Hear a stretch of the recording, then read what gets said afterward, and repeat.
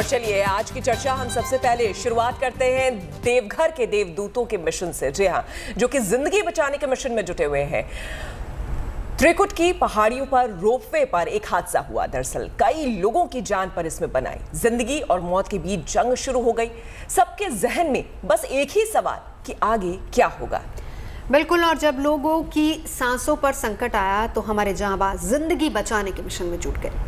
Helicopters के जरिए, drone के जरिए रेस्क्यू ऑपरेशन चालू किया गया और इस रेस्क्यू ऑपरेशन में वायुसेना, एनडीआरएफ और आईटीबीपी के जवानों ने मुसीबत में फंसे लोगों को मौत के मुंह से बाहर निकाला।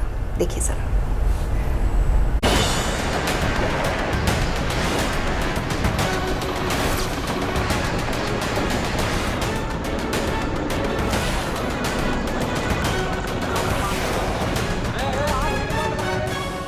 भारत का सबसे ऊंचा त्रिकुट रोपवे, जहां जिंदगी और मौत के बीच चली जंग में आशा की किरण बने देवदूत।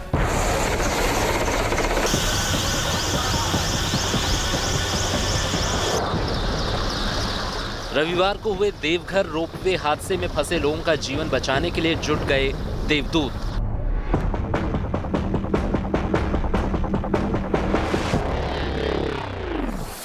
वायुसेना, एनडीआरएफ और आईटीबीपी के जवान हवा में लटके जिंदगी और मौत के बीच झूल रहे लोगों के लिए वरदान बनकर सामने आए।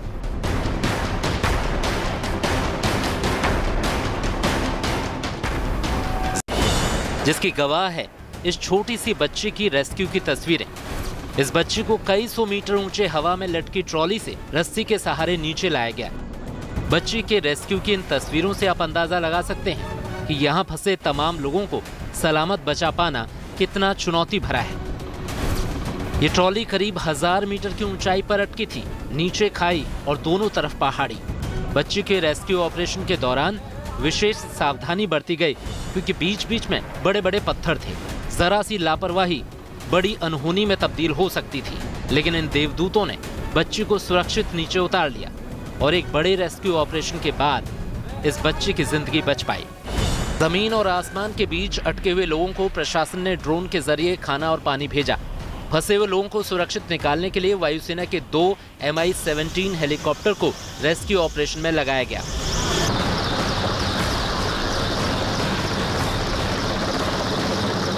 फंसे हुए लोगों को बचाने के लिए एनडीआरएफ की टीम के जाबाज भी लगे रहे। आईटीबीपी के रक्षकों ने रस्सी के जरिए लोगों को बचाया। एक तरफ से जवानों ने रस्सी छोड़ी तो दूसरी तरफ से रस्सी को खींचकर लोगों को सुरक्षित निकाला। हमारा जोर है कि हम सुरक्षित निकालें लोगों को, इंस्टेड कि हम उनको बहुत जल्दबाजी करें। हमारा ये कोशिश है सुरक्षा के सभी मानदंडों का हम ध्यान रखें।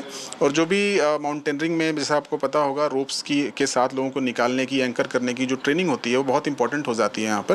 तो हमारे जवान ये पूरी कोशिश करेंगे कि लोगों को पूरी तरह से सुरक्षित तरीके से बाहर निकाला जाए और कोई भी खतरा न मोल लिया जाए, ताकि सबका जीवन सुरक्षित रहे। कल से हवा में फंसे लोगों की जान में जान तब आई जब उनके कदम जमीन पर पड़े। तो बिल्कुल डर सा महसूस हो रहा था। हाँ। लेकिन हम लोग बराबर जो है सो हेल्पलाइन नंबर पे कॉल कर रहे थे। हाँ। इन लोग को भी लगातार प्रयास रहा था, हम लोग से बात कर रहे थे। हाँ। और ठीक समय पे हम लोग को बराबर अच्छा जानकारी दे रहे थे। समय समय पे हम लोग को पानी और बिस्किट भी मिल रहा था। हाँ। हम लोग हौसला रखे हुए थे, दौड़ से रखे थे बचा नहीं। हाँ। लेकिन उसके बावजूद भी डर सा महसूस हो रहा था। हाँ। कल 3 बजे के आसपास से। और आज ही रेस्क्यू हुआ आपका? जी अभी कितना डर लग रहा था? बहुत ज़्यादा, काफ़ी डर लग रहा था सर, मत पूछिए। डर तो क्या लगा, कैसे बच गए आप? सब भोले बाबा की कृपा है, सबका कृपा है जो हम लौट गए। उन के द्वारा, रस्सी के द्वारा वो लिफ्ट तक रस्सी पहुंचा के उसके बाद उसको बिस्किट और पानी पहुंचाया जा रहा है। अभी 2 लिफ्ट में हम लोग पहुंचा चुके हैं, जिसमें से सब सुरक्षित है।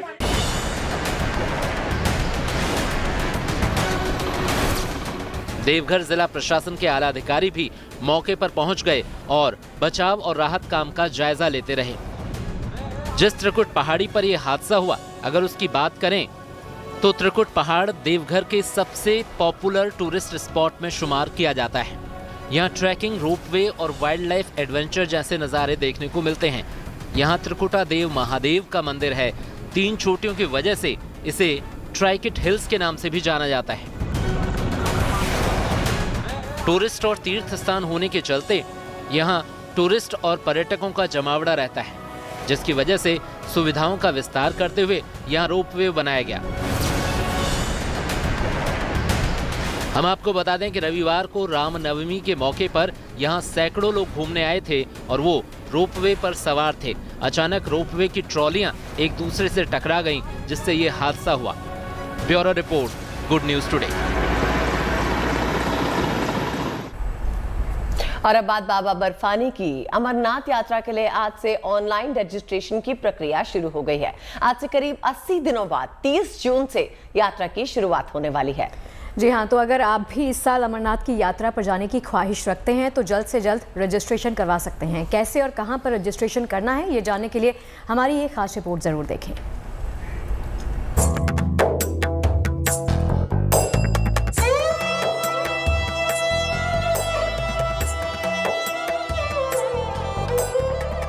बाबा बर्फानी के दर्शन का इंतजार कर रहे श्रद्धालुओं की खत्म हुई प्रतीक्षा। अब और नहीं करना पड़ेगा इंतजार। आज से शुरू हुई रजिस्ट्रेशन की प्रक्रिया। बेहद जल्द होगी अमरनाथ यात्रा की शुरुआत। अमरनाथ यात्रा के लिए रजिस्ट्रेशन शुरू होने के साथ ही बाबा बर्फानी की पवित्र यात्रा का काउंटडाउन भी शुरू हो चुका है। करीब 80 दिन बाद 30 जून से शुरू होने जा रहे अमरनाथ यात्रा के लिए इस बार इंतजाम भी बेहद खास किए जा रहे हैं। रजिस्ट्रेशन कराने के लिए श्रद्धालु ऑफिशियल वेबसाइट और मोबाइल ऐप का इस्तेमाल कर सकते हैं। कैसे करें रजिस्ट्रेशन? रजिस्ट्रेशन के लिए आपको इस लिंक पर क्लिक करना होगा। यहाँ आपकी सारी डिटेल्स ली जाएंगी। एप्लीकेशन फॉर्म सही तरीके से भरें। नाम के साथ साथ पता भरना भी होगा। श्रद्धालुओं का हेल्थ सर्टिफिकेट जरूरी होगा। 4 पासपोर्ट साइज फोटोग्राफ लाने होंगे। श्री अमरनाथ जी की जो यात्रा है वो पिछले 2 वर्षों से बंद है और 19 में थोड़ी सी दिनों के लिए यात्रा चली थी। तो अब लगभग मान के चलिए कि 3 साल बाद यात्रा हम फिर से शुरू कर रहे हैं। जो लोग बैंकों में जाके रजिस्ट्रेशन कर सकते हैं वो यस बैंक है, पंजाब नेशनल बैंक है और जेके बैंक है। इन 3 बैंकों की तकरीबन 450 ब्रांचेज में, जिनकी सूची हमारे वेबसाइट पे है और हमारे ऐप पे भी है, आप देख सकते हैं कि उन ब्रांचेज में आप रजिस्ट्रेशन करा सकते हैं। नई बात अच्छी यह है कि इस बार रजिस्ट्रेशन में हमसे स्टेट बैंक ऑफ इंडिया भी जुड़ा है। कोरोना महामारी की वजह से 2 साल तक भक्त अपने आराध्य के दर्शन से वंचित रहे। 2 साल तक यात्रा पर पाबंदी लगने से भक्तों ने अपने आराध्य की अनुकंपा का इंतजार ही किया, लेकिन अब पूरे 43 दिन तक भक्त बाबा के दरबार में हाजिरी लगा सकेंगे। श्री अमरनाथ यात्रा 30 जून से शुरू होगी और 11 अगस्त रक्षाबंधन तक जारी रहेगी। ये यात्रा 43 दिनों की होगी। इस यात्रा के दौरान श्रद्धालुओं को कोरोना प्रोटोकॉल का पालन करना होगा। रजिस्ट्रेशन प्रक्रिया आज से शुरू हो गई है। बोर्ड के मुताबिक एक दिन में सिर्फ 20,000 लोगों का ही रजिस्ट्रेशन किया जाएगा। ग्रुप रजिस्ट्रेशन में 5 से 50 लोग अप्लाई कर सकते हैं। ऑनलाइन और ग्रुप रजिस्ट्रेशन फी 220 रुपए प्रति यात्री होगी। इसके अलावा यात्रा के दिनों में भी काउंटर्स पर जाकर रजिस्ट्रेशन करवाया जा सकता है। अमरनाथ यात्रा की गाइडलाइंस के मुताबिक इस यात्रा पर सिर्फ वही श्रद्धालु ही जा पाएंगे जिनकी उम्र 16 से 65 साल के बीच होगी। अमरनाथ यात्रा की अभेद सुरक्षा की तैयारी भी की जा रही है। इसके लिए अर्धसैनिक बलों की कंपनियां जम्मू पहुंचने लगी है। यात्रा की सुरक्षा खास तौर पर सीआरपीएफ के पास रहेगी। सीआरपीएफ के 3600 जवानों की 24 कंपनियां जम्मू पहुंच चुकी है। इसके अलावा सीआरपीएफ और आईटीबीपी की भी कुछ कंपनियां जम्मू पहुंच चुकी है, जबकि बाकी अगले 10 दिन तक पहुंच जाएंगी। अमरनाथ गुफा मंदिर के लिए तीर्थ यात्रा अनंतनाग जिले में पहलगांव मार्ग और गांदरबल जिले में बालटाल मार्ग दोनों रास्तों से शुरू होगी। तो इंतजार किस बात का? अगर आप भी बाबा के दरबार में हाजिरी लगाना चाहते हैं, अगर आप भी महादेव के दर्शन करना चाहते हैं, तो रजिस्ट्रेशन करवाइए और यात्रा की तैयारी शुरू कीजिए। Bureau report, good news today.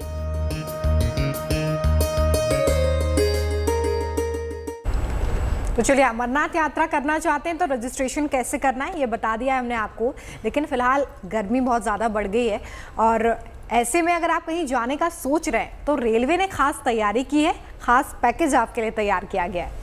बिल्कुल, आपको हम बता दें कि पैकेज टूर में 8 दिनों में आपका आगरा, मथुरा, अमृतसर और मां वैष्णो देवी की यात्रा कराई जाएगी। क्या है ये टूर पैकेज और इसकी बुकिंग कैसे होगी, ये पूरी जानकारी आपको इस रिपोर्ट में मिलेगी।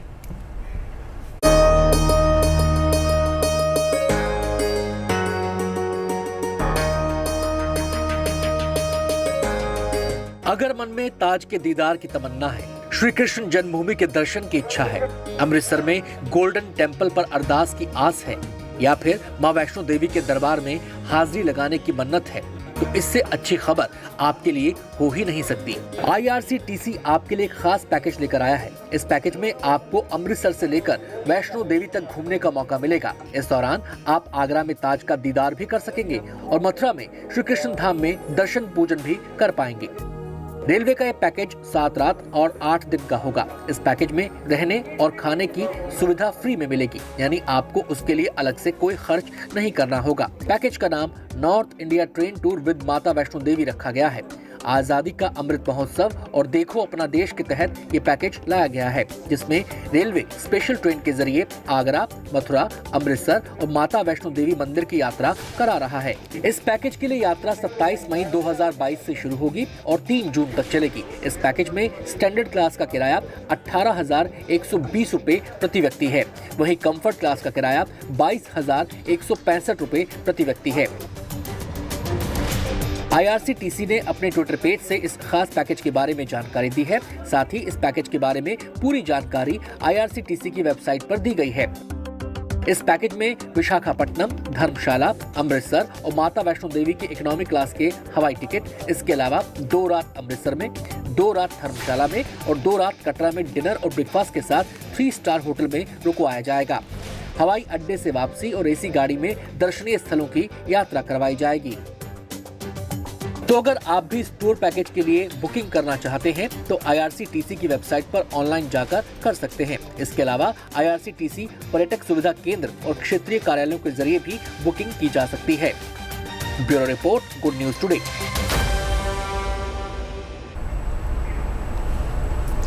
और अब साईं भक्तों का दिल खुश कर देने वाली खबर। शिरडी में साईं बाबा की विशाल रंगोली बनाई गई। करीब 36,000 वर्ग फीट में रंगोली बनाई गई है। साईं की अद्भुत रंगोली शिरडी में रामनवमी उत्सव का आकर्षण बनी। जी हाँ, बताएं कि यह रंगोली इतनी बड़ी थी कि इसे बनाने में 45 कलाकारों को 8 दिन का वक्त लग गया। और इतना ही नहीं, रंगोली में करीब 9,000 किलो रंगों का इस्तेमाल भी हुआ है।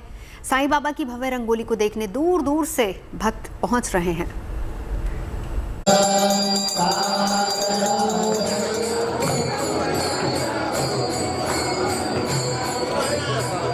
साईं बाबा की ऐसी भव्य महारंगोली न पहले देखी गई न सुनी गई। ऐसा लगता है कि साक्षात साईं बाबा सालों बाद जमीन पर उतर आए।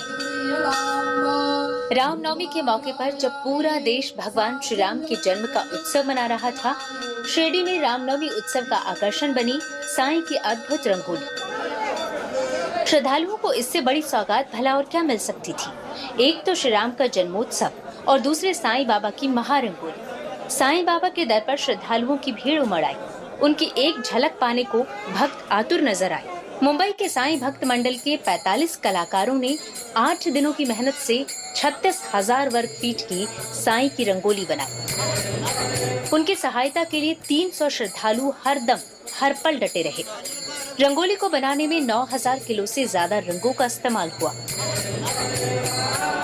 जितनी हो सके, चाहे धूप हो या रात हो, अपने परिश्रम जैसे कि बाबा ने आज्ञा दी है और हमें कहने में बहुत आनंद हो रहा है कि हम निकालने की कोशिश कर रहे हैं, लेकिन ये सब रंगोली बाबा हमारे अपने हाथ से निकाल के हमारी तरफ से ले रहे हैं और ये हमारा सबसे बड़ा परम भाग्य है। ये रंग गुजरात से मंगाए गए थे। शिरडी में पहली बार साईं बाबा संस्थान के साईं नगर मैदान में 2 एकड़ भूमि पर साईं की प्रतिमा रंगोली से बनाई गई। साईं बाबा ने खुद 1911 में द्वारका माई में रामनवमी उत्सव मनाना शुरू किया था। ये उत्सव का 111वां वर्ष था और साईं बाबा की रंगोली रामनवमी उत्सव का मुख्य आकर्षण। शिरडी से नितिन मिराणे के साथ bureau report, good news today.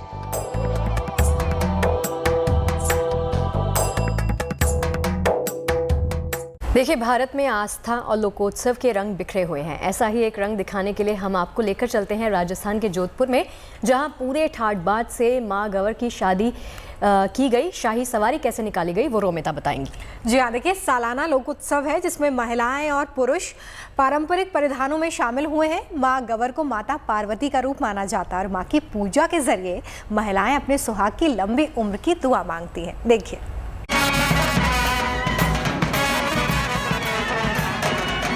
Band बाजा बज रहा है,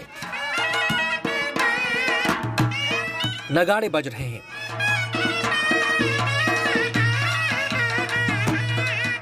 बीन बज रही है। शाही ठाट बाट के साथ राज गणगौर की सवारी निकल रही है।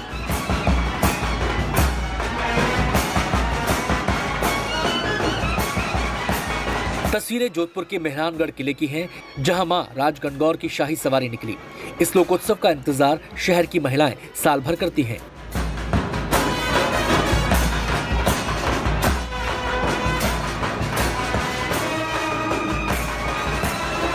जब मां गवर अपनी शाही पालकी के साथ किले से बाहर आती हैं, तो महिलाएं अपने सुहाग के लिए मन्नत मांगती हैं। गाजे बाजे के साथ पूरे शाही अंदाज में मां गवर की पालकी को किले से उतारा जाता है।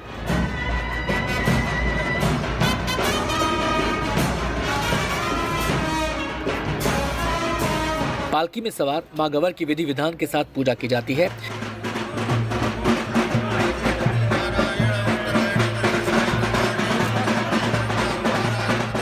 मां की शाही सवारी में भारी संख्या में लोग शामिल होते हैं। इस लोकोत्सव में शहर के लोग तो शामिल होते ही हैं, देश के दूसरे हिस्सों और विदेशों से भी लोग इस उत्सव में शरीक होने आते हैं।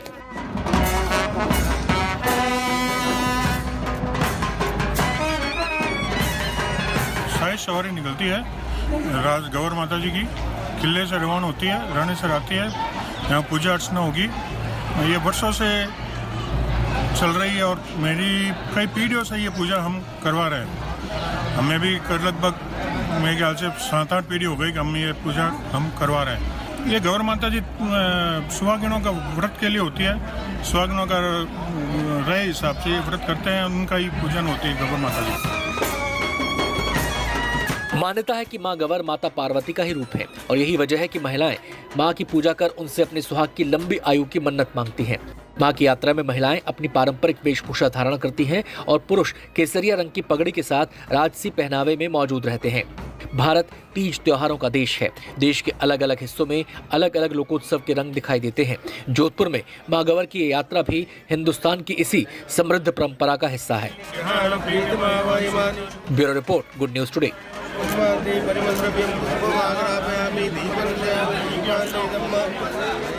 और अब आपको लिए चलते हैं कृष्ण की नगरी मथुरा और दिखाते हैं एक अनोखी परंपरा। लाठियों से लड़ाई होते तो आपने खूब देखी होगी, लेकिन आज हम आपको लाठियों से पूजा दिखाने जा रहे हैं। बिल्कुल, आपको बता दें कि ये मौका होता है चैत्र नवरात्र के आखिरी दिन का। पहले मां भगवती के दर पर लाठियों से शक्ति प्रदर्शन होता है और फिर विशेष समुदाय के लोग लाठी से माता की पूजा कर वरदान मांगते हैं।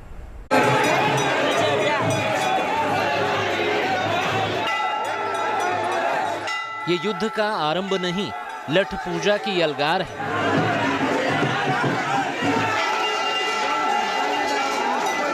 घंटियों पर टूट रहा लाठीधारियों का सैलाब है।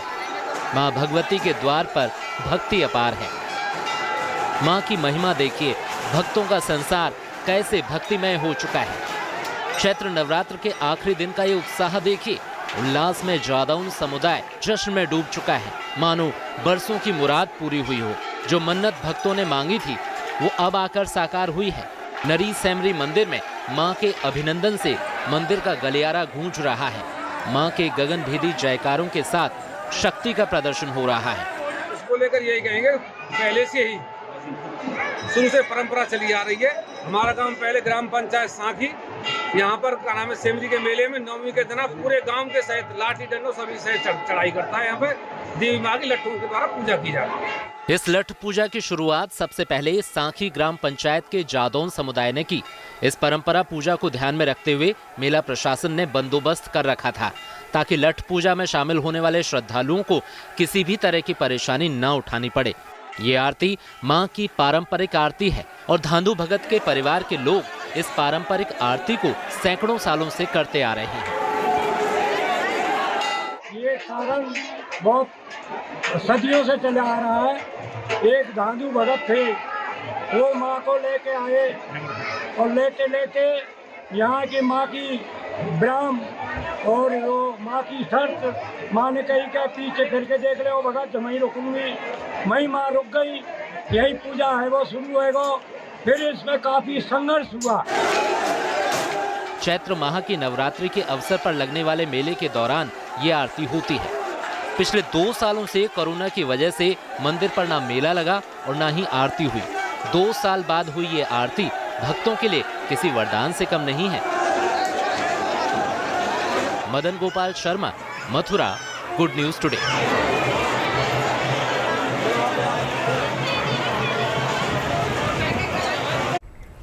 पूरे देश में कल हर्षोल्लास के साथ रामनवमी का त्योहार मनाया गया और देश भर में रामनवमी की गूंज सुनाई दी। राम भक्ति में डूबे भक्तों की अद्भुत तस्वीरें देश के अलग अलग हिस्सों से आ रही हैं। आस्था के दौरान सद्भावना का रंग भी देखने को मिला। आप भी देखिए रामनवमी पर आस्था और सद्भाव का ये अनोखा रंग।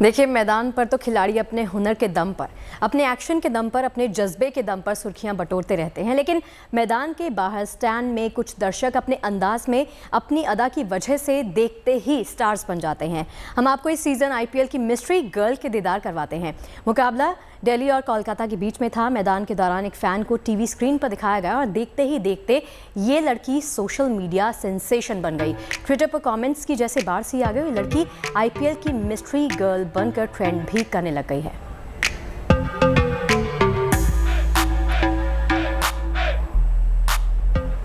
चाय पर चर्चा में फिलहाल वक्त एक छोटे से ब्रेक का। ब्रेक के बाद देखिए हाईटेक हिंदुस्तान की उड़ान।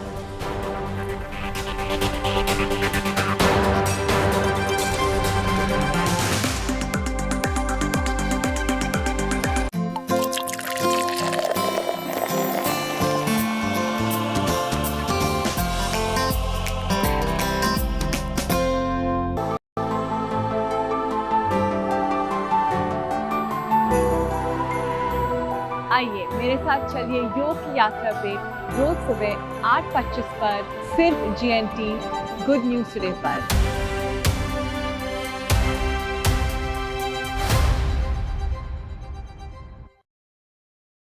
गुड न्यूज टुडे इसलिए अच्छा लगता है, इसके अंदर ना वो खबरों की मार धाड़ और चिल्ला चिल्ली नहीं है। कम से कम लोगों को खबरें तो आराम से सुनने को मिल जाए, इसके ऊपर उसके ऊपर ऐसे अच्छी सोच के साथ एक अच्छी शुरुआत की है। इसके परिणाम भी अच्छे आने चाहिए। वैसे अच्छी चीजों की मार्केट आजकल बढ़ रही है। देश देख रहा है अच्छी खबरें। गुड न्यूज टुडे, अच्छी खबर, सच्ची खबर। हमारी नजर से कोई भी खबर बचती नहीं, चाहे कहीं कोई खबर वायरल हो रही हो या कोई न्यूज ट्रेंड कर रही हो। खबरों के मेन्यू में लंच टाइम पर हम परोसेंगे ऐसी खबरें जो आपके काम की हैं, आपके सरोकार की हैं। मैं शगुफ्ता और मैं आदिति लेकर आएंगे आपके लिए सिर्फ GNT पर। दुनिया अच्छाई पर टिकी है। बुराई तो इंसान को डराती है, लेकिन अच्छाई दुनिया चलाती है। मैं अनंत भट्ट आपके लिए लेकर आऊंगा अच्छी।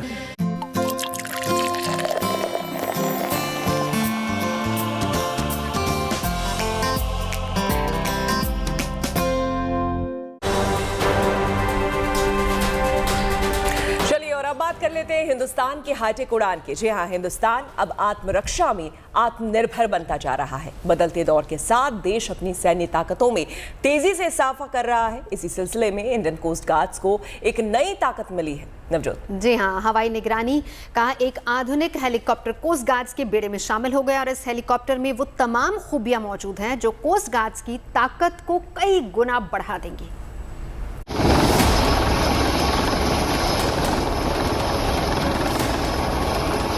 लहरों के ऊपर हिंदुस्तान की हवाई ताकत,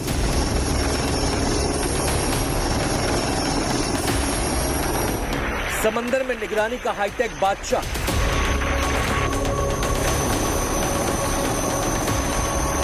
इंडियन कोस्ट गार्ड का नया सिपह सालार, एडवांस लाइट हेलीकॉप्टर MK3।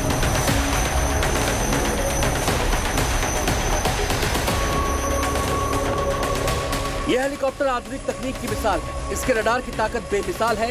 इस हेलीकॉप्टर में ऐसी कई खूबियां हैं जो इसे बना रही हैं समंदर में सर्विलांस का ऑलराउंडर।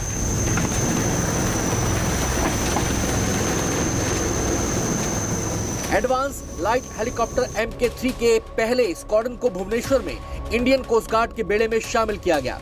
ऐसे 3 हेलीकॉप्टर अब भारत के पश्चिमी समंदर तट की सुरक्षा में जुट जाएंगे। भुवनेश्वर के साथ साथ इन्हें पोरबंदर और कोच्चि में भी तैनात किया जाएगा। यह हेलीकॉप्टर सिर्फ आधुनिक तकनीक ही नहीं बल्कि आत्मनिर्भर भारत की भी मिसाल है। हिंदुस्तान एरोनॉटिक्स लिमिटेड यानी HAL ने इसे स्वदेशी तकनीक से देश में ही तैयार किया है। HAL ने इस हेलीकॉप्टर को हिंदुस्तान की जरूरतों को ध्यान में रखकर बनाया है। बरसों की मेहनत के बाद HAL ने इस हेलीकॉप्टर को तमाम खूबियों से लैस कर दिया है। इस हेलीकॉप्टर में अत्याधुनिक सर्विलांस रडार लगा है। इसकी मदद से टारगेट को पहचानना आसान हो जाता है। इसमें इलेक्ट्रो ऑप्टिक पॉड लगे हैं। इससे समंदर में लंबी दूरी तक की निगरानी की जा सकती है। हेलीकॉप्टर को एयर एम्बुलेंस में तब्दील किया जा सकता है। जरूरत पड़ने पर इसमें भारी मशीन गन भी लगाई जा सकती है। यह हेलीकॉप्टर समुद्री सरहदों की सुरक्षा के साथ साथ रेस्क्यू ऑपरेशंस को भी बखूबी अंजाम दे सकता है। समंदर में किसी आपात स्थिति में फंसे लोगों को निकालने में इस हेलीकॉप्टर को महारत हासिल है। इस हेलीकॉप्टर को इस तरह से डिजाइन किया गया है कि जरूरत पड़ने पर कैबिन को एयर एम्बुलेंस की शक्ल दी जा सके। इसे चंद मिनटों में जीवन रक्षक प्रणाली से लैस किया जा सकता है। एडवांस लाइट हेलीकॉप्टर किसी भी मौसम में बेहद कारगर तरीके से काम कर सकता है। इसका कम्युनिकेशन सिस्टम इतना मजबूत है कि बेरहम मौसम भी इसे बिगाड़ नहीं सकता। समंदर में तूफानी हवाएं भी इस हेलीकॉप्टर की राह भटका नहीं सकती। दिन और रात किसी भी वक्त यह हेलीकॉप्टर सर्च और रेस्क्यू ऑपरेशन को अंजाम दे सकता है। एडवांस लाइट हेलीकॉप्टर अब धीरे धीरे कोस्ट गार्ड्स के दूसरे हेलीकॉप्टर्स की जगह ले रहा है। इनकी ताकत और तकनीक से कोस्ट गार्ड्स की निगरानी क्षमता में कई गुना बढ़ोतरी हो रही है। समंदर की सतह से लेकर आसमान तक की कोई भी हरकत इस हेलीकॉप्टर के रडार से बच नहीं सकती। इसी वजह से यह हेलीकॉप्टर समंदर की सरहदों की सुरक्षा की गारंटी माना जाता है। Manjeet Negi, good news today.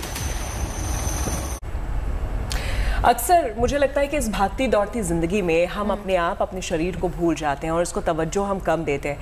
आप लोगों को नहीं लगता है कि खास करके फीमेल और फीमेल रिलेटेड जो इश्यूज होते हैं उस पर गौर करना चाहिए? बिल्कुल एग्जैक्टली ध्यान तो देना ही चाहिए, क्योंकि कई बार जब हम छोटी छोटी चीज़ों को इग्नोर करते हैं तो वो एक बड़ी बीमारी के रूप में हमारे सामने आती है। स्ट्रेस और मेरे को लगता है कि हमारी जो डाइट है वो बहुत असर डालती है हमारी सेहत। और मुझे लगता है कि इस बात से रूबरू होना कि स्ट्रेस जो है हमारी लाइफ में बीमारियां पैदा करता है और सही वक्त पे एग्जामिनेशन करवाते रहना, अर्ली डिटेक्शन बिल्कुल जरूरी है। चलिए, इस बात के बारे में चर्चा हमने इसलिए मुद्दा इसलिए उठाया है क्योंकि देखिए, रक्षा हो, तकनीक या फिर मेडिकल साइंस, भारत में कामयाबी की नई नई इबारतें लिखी जा रही हैं।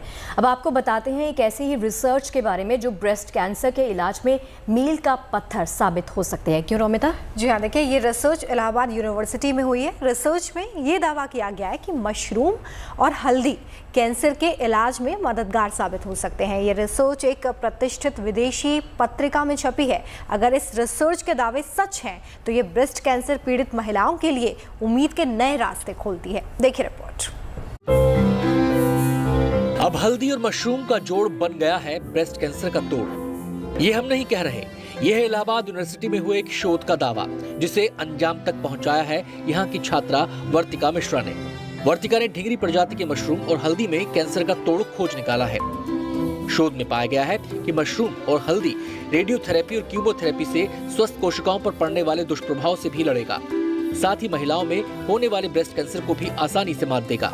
हम लोगों ने एक्सपेरिमेंट्स किए हैं उसके हिसाब से तो ये काफ़ी अच्छा रिजल्ट दे रहा है। अभी हम इसको नैनो पार्टिकल्स के बारे में आपने सुना होगा, नैनो पार्टिकल तक हम इसको लेके जाएंगे और उसका हम रिजल्ट देखेंगे कि जब हम इसको जो भी इसके बायोएक्टिव मॉलिक्यूल्स हैं उसको आइसोलेट करके जब नैनो पार्टिकल्स में इनकैप्सुलेट करेंगे तो वो टारगेटेड डिलीवरी करके कितना इफेक्ट दिखा पाएगा कैंसर में। इस रिसर्च की माने तो मशरूम और हल्दी से प्राप्त अर्क बीटा ग्लूकॉन और अन्य माइक्रोमोलिक्यूल जैसे पॉलीसेकेराइड और करक्यूमिन से भरपूर होता है, जो सामान्य कोशिकाओं को नुकसान पहुंचाए बिना कैंसर सेल्स के खिलाफ एंटी प्रोलिफरेटिव प्रभाव डालते हैं। कैंसर में उपयोग में लाई जाने वाली कीमोथेरेपी और रेडियोथेरेपी कष्टप्रद प्रक्रिया है, लिहाजा ये इनसे होने वाले दर्द में भी आराम पहुंचाने में कारगर साबित हुए हैं। कैंसर रोधी क्षमता, उसकी जो प्रॉपर्टी है, उसका गुण, उसके बारे में हमें अभी पता चला है। जब हम अप्रूवल या ड्रग, एक बहुत ही लंबा प्रोसेस है, बहुत ही लंबा समय लगता है, और यह जब हम 1000 माइल की जर्नी करते हैं, उसकी यात्रा करते हैं, उसमें यह एक छोटा लेकिन बहुत ही इम्पॉर्टेंट स्टेप है। यह बहुत ही कारगर कदम है कैंसर से जूझने में, कैंसर से लड़ने में। अप्रूवल में बहुत ही लंबा समय लगता है और वो उस दिशा में ये बहुत ही अच्छा सराहनीय प्रयास है। वर्तिका की रिसर्च नीदरलैंड के प्रतिष्ठित journal international journal of biological micromolecules के हालिया अंक में पब्लिश हुई है। वर्तिका इस रिसर्च को कई मेडिकल संस्थानों में अप्रूवल के लिए भेजने की तैयारी में है। अगर अप्रूवल मिल जाता है तो प्रयागराज के लिए ये प्रैक्टिकल रामबाण की तरह होगा। इस हर्बल दवा से महिलाओं के लिए कम पैसे में ब्रेस्ट कैंसर का इलाज कर पाना संभव हो सकेगा। आनंद राज, प्रयागराज,